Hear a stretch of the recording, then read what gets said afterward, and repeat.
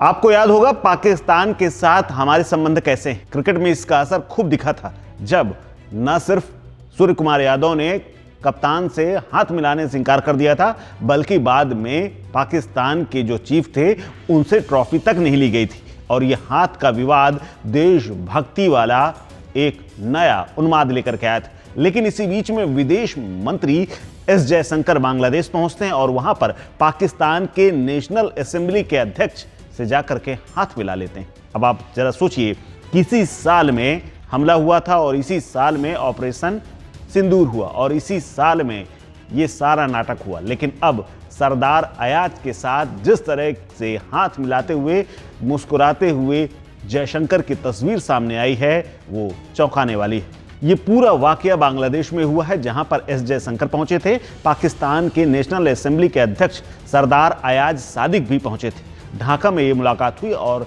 ढाका में ये मुलाकात की वजह थी मुख्य रूप से खालिदा जिया की मौत। खालिदा जिया की मौत के बाद दोनों देशों के नेता पहुंचे हुए थे वहां पर अनौपचारिक तौर पर, और इसी दौरान दोनों की मुलाकात हुई थी।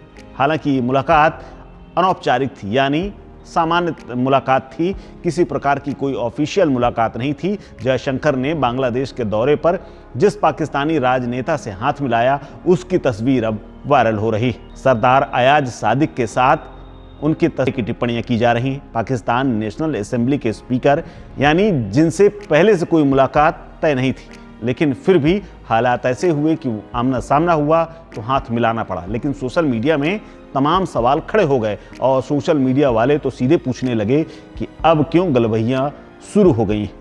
दरअसल इस मुलाकात की तस्वीर ना तो भारतीय विदेश मंत्रालय की ओर से पोस्ट की गई और ना ही पाकिस्तान की ओर से, यानी ना तो जयशंकर की ओर से और ना ही पाकिस्तान की तरफ से, लेकिन ये तस्वीर बांग्लादेश की ओर से पोस्ट की गई।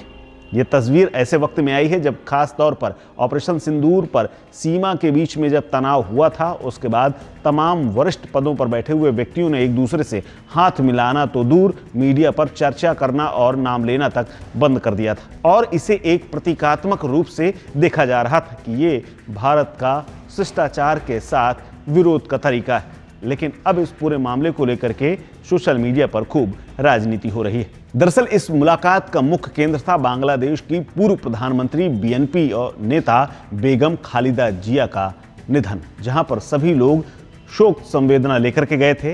अंतिम संस्कार का हाल ही में आयोजन किया गया था और उसके बाद भारत की तरफ से प्रतिनिधि के तौर पर एस जयशंकर ने वहां पर प्रतिनिधित्व किया था। इसके साथ ही एस जयशंकर ने भारत सरकार और प्रधानमंत्री नरेंद्र मोदी की ओर से शोक संवेदना व्यक्त करते हुए बाकायदा एक लेटर भी सौंपा है।